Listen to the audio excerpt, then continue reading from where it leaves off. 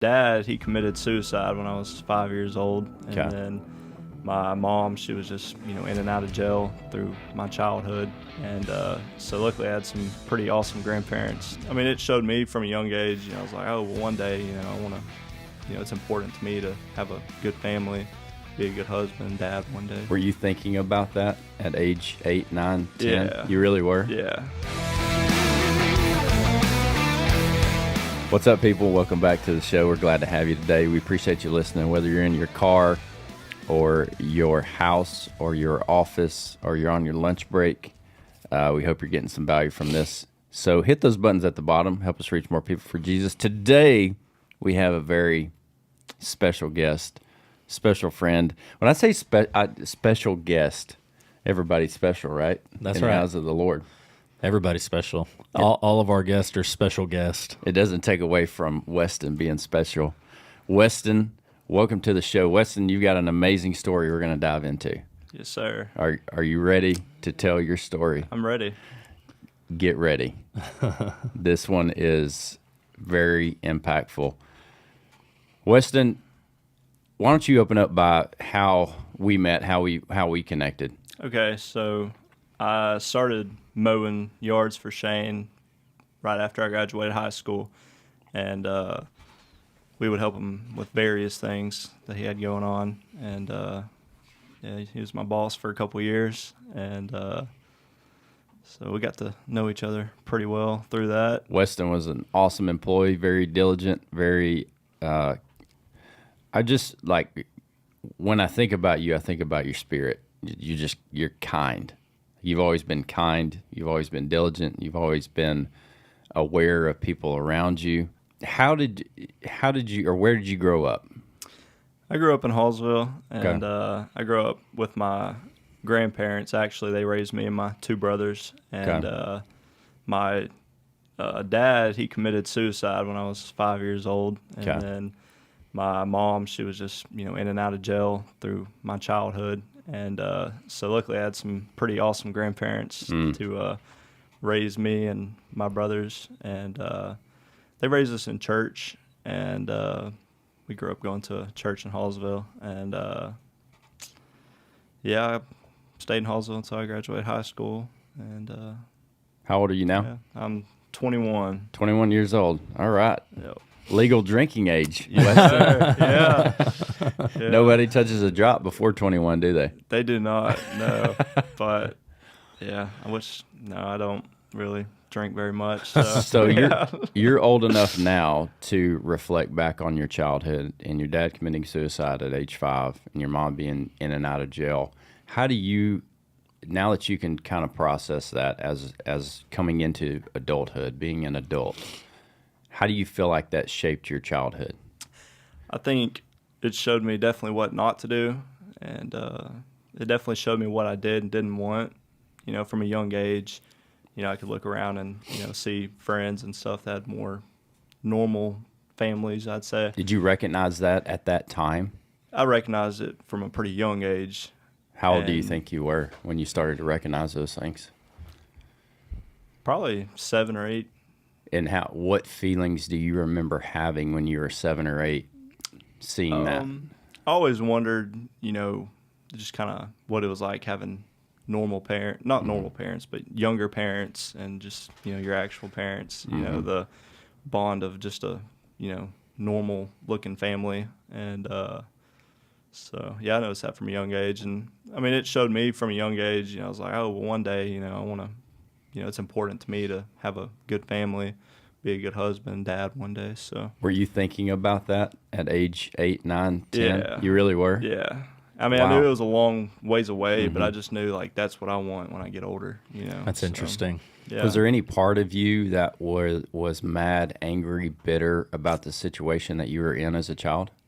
Not necessarily. No, I for some reason I've had trials in my life, quite a bit of them for being at a young age, and I never got angry or discouraged or anything. I just luckily I was just born where I would just take something bad and you can always find something good out of it. Do you think that your grandparents had a lot to do with that? Were they pretty positive, encouraging people? Yeah, they were very encouraging. They really made a good home for us, and we never saw very much negative in our actual home growing up.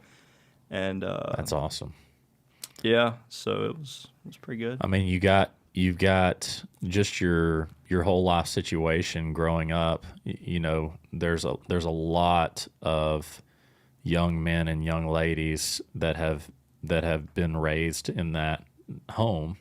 You know, you use the word not a normal, you know, situation or a, you know, it definitely was outside the box, you know, that take that and go one of two ways, right? You know what I mean? Yeah, and it's beginning to be outside the box to have a family that has an active mother and father. Right. Which hurts my heart. Yeah. But it is you go to any sporting event and you see a mom sitting over here and a dad sitting over there that aren't together anymore, or, you know, grandmas or grandpas supporting. It's very rare to have families that are still connected closely. It is. I think about the people that I know that were raised that way, and there's not very many. But you know, I've got one friend that has been a buddy of mine my whole life. Grandparents raised him from. I mean, his situation's very similar to yours, Weston, and one of the most successful guys I know. You know, he took that and fueled his fire to go out and do and create the things that he felt like that he didn't have, you know, throughout his childhood. Hasn't always the biggest difference that I noticed between, you know, you and him is I feel like you lean into the Lord a little bit more with, you know, your journey and attribute God's, you know, coming after you, you know, to, you know, you're being able to take your life and go after a great life, you know, so to speak. Success is, we want to measure it by money, finances, cars, houses, but success in the eyes of the Lord, there's only one success, is growing closer to Him, right? That's right. Like, if we boil it down, what's our purpose? Grow closer to Him, have a relationship, and carry as many people with us as we can. That's right. At the end of the day, success to me is defined by relationships. Yeah. You know, the world defines it by, like Shane said, how much money you got in your bank account, you know, what kind of car you drive, whatever the case may be. But to me, it's the relationships that you develop and that you nurture, and how well you do that and how well you serve the people that God's entrusted you with. One of the things we kind of glossed over in your story, and I want to go back to it because it really might help one of our listeners out there, is your dad committed suicide when you were 5 years old, and you had two siblings. Is that correct? Yes, sir. How old were they Two at and the a half, time? but two. They were Okay. 7 and 2. So at 5 years old, how do you remember that moment that you found out? I do. Yes. Can you walk me through that?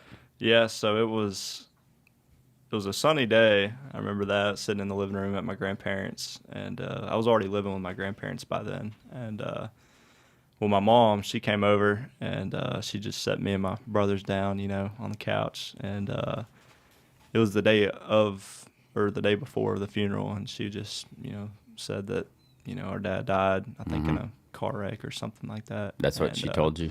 Yeah. And yeah, I just remember, you know, my older brother, he, you know, handled it a little differently because he was a little bit older and understood a little bit more. And he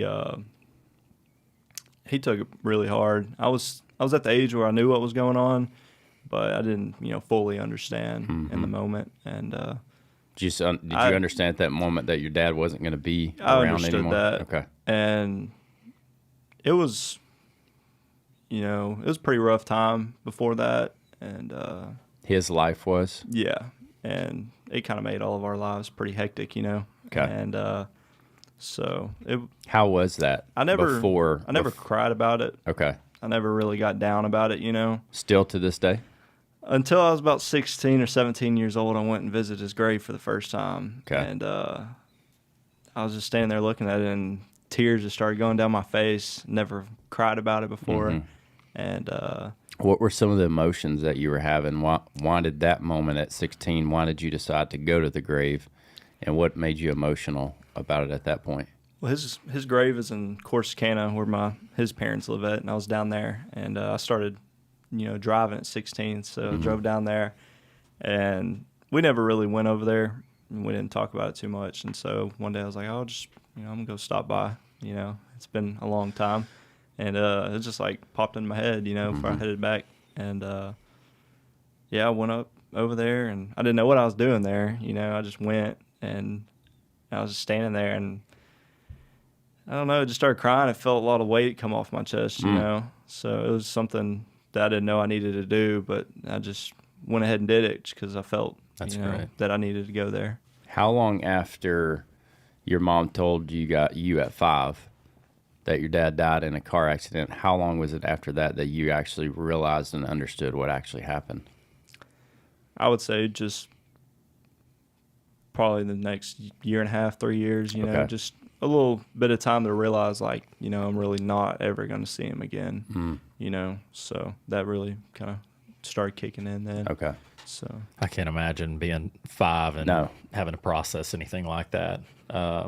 To me, you know, it seems like I would get emotional, you know, going and visiting the grave for the first time, because it's like, when would you have ever been able to process really anything at 5, 6, 7, 8 years old? I feel like that was almost a closure moment for you to get to actually go see the grave, but I don't know, to me, 5 years old, I mean, what do you remember at 5? Not much. Just like highlights. Yeah. Like random things that pop in your head. If you ask me today, tell me 4 things you remember when you were 5. Right. Can't process them. Maybe one snippet of something. Maybe. So what was your life like before you moved in with your grandparents? I'm not sure. I think. How old were you? I was 2 or 3 when I moved in with them. So those memories, pretty much my whole life. Yeah. Okay. So you just remember your grandparents as your parents, your caregivers. Yes, for sure. If there's somebody out there listening to this show right now at any point in their life, and they have lost a parent due to suicide or some kind of tumultuous situation, what would you want to say to them? I would say, you know, it's a hard situation for anybody, and but I think that, you know, you can take almost any bad thing or tragedy and turn it into something good. And you might not be able to do that by yourself, you know, but with God you can, 100%. And so, yeah, I think just, you know, it's hard to be positive about those bad things, but, you know, good can come out of it some way or another, for sure. You mentioned something before we got on the podcast about God turning our mess into our message. Yes, sir. You've got a lot of message to tell. I do. I've got a lot, and I'm happy to tell it. That's awesome. Well, that's maybe the Lord, you know, this is one step in your journey to help somebody else that's going through the same tragedies that you've gone through. Let's fast forward to today. What are some things that God is revealing to you on how you can turn that mess into your message? I would say, you know, really just to start with your day-to-day life. I don't know, just really try to focus on noticing, you know, ways to, you know, talk about him, or, you know, share your kindness with people, you know, do things where people will start asking you questions. Just the more I look for those things, the more I realize, you know, ways I can, you know, make a difference and, you know, help. So I would say being more aware, you know, of. I think that, you know, there's so many people that go an entire lifetime having never dealt with half of the adversity. We're And not even to the right. most tragic thing that's ever happened to him personally. Right. You know, I mean, it's so neat to me to hear Westin understand at 21, having gone through everything that he's gone through, which again is you could make an argument is more than some people ever have to go through from a trial standpoint in their entire life. Yes. And he's sitting here calm with a good attitude, knowing that without God, he wouldn't be sitting there. You know, when did you? I think that's amazing. I do too. I think it's incredible. When did you get saved? I was 12 years old. Walk me through that moment. I was at a church camp with the church I grew up going to in Hallsville, and man, I realized that, you know, I've already seen a lot of things by then in life, and I knew it was a hard life. You know, I was like, well, my life's just getting started, so there's gonna be a lot more hard out there I'll face in the future. And I remember that night. I don't remember exactly what the pastor was saying, but I just felt that I needed God, you know, 100%. I knew that, you know, you can't live a lifetime without him. And if you don't, you need to, because, I mean, I don't see how you can't. You know, it's got to be a pretty dark world if, you know, you don't live your life, you know. Have some to have a purpose. Hope. Yeah, you know? hope and purpose. Yeah, I mean, I don't think that, you know, humans are just supposed to Exist. You know, exist, care about just themselves. I mean, finding joy is helping others and, you know, doing things for God to glorify him, you know. And I just remember that night I just knew that I needed God, you know, to live my life. So And it sounds like you recognized at 12 years old that there's a greater purpose for this life than just existing, you know. I think that's super cool. So you accepted Christ when you were 12. yes, sir. And did you, you know, a lot of us, including myself, you know, I accepted Christ at a young age, younger than you. Then, you know, go through life. I had parents who were in the church. We were in the church Monday, Wednesday. I mean, Sunday, Wednesday. Doors were open. You were in it. It was very possible we were in the church on Monday. Yeah, as a matter of fact, because Dad had a key to the church. That's right. Yeah. Well, that's where the ping pong table was, and Dang so right. we were at church playing ping pong. We grew up. We didn't have room in the house for a ping pong table. we didn't. We certainly didn't. But you know, you go through life after accepting Christ. It's at such a young age. You're still learning so much about yourself, learning so much about life. And, you know, if you're like me and a lot of others out there, God didn't necessarily, I don't feel like the Holy Spirit was really just working heavily in me. At least I didn't feel it until I got older. Yes, and it seems to me, you know, I mean, I was like your age or older than you, you know, that when I really felt the Holy Spirit stirring in me, even though I accepted Christ at a younger age, it seems to me like even at 12, you were recognizing and then going into high school. I'm not saying you always, you know, were a perfect young man or anything like that. But it seems like you at least felt the presence of the Holy Spirit in you, younger than me. You know, would you agree with that? Do you? I would. Yeah. Until a certain point. Yeah. You know, I kind of going in high school, probably my sophomore or junior year, I had a really good relationship with God, you know, ever since I was about 12. Yeah. And towards the end of high school, you know, I kind of pretty lukewarm Christian, I'd say, you know. And so I graduated high school, and then I kind of got back, you know, my relationship with God back pretty good right after high school ended. And then I started, a new job and the next year, and I was working so much, it's easy. I was working 70, 80 hours a week and just really kind of stepped away from God. Yeah. And, probably good for a good 6 months. I just couldn't really, I didn't pray much, didn't go to church much. I was always like, oh, I'm tired, Sure. not tired enough to go to work, but too tired to go to church. Mm-hmm. And, so I had a pretty tragic, event happen. And I got hit by F-250. I do road construction. And a drunk driver hit me going about 65 head on, and I was on a little riding lawnmower cutting these tabs off the highway working nights. That's a terrible and awesome cliffhanger. What do you think? Yeah, we thank you for being here. Thank you for being here. We're Yes, going to sir. jump back into Westin's story on the next episode. So if you're listening to this on a Monday, next Monday, the next episode will come out. We'll walk through Westin's journey from that point to now to see how that has changed. Does that sound good? Yes, sir. Awesome. Go kick the day in the face, and we'll catch you on the next one.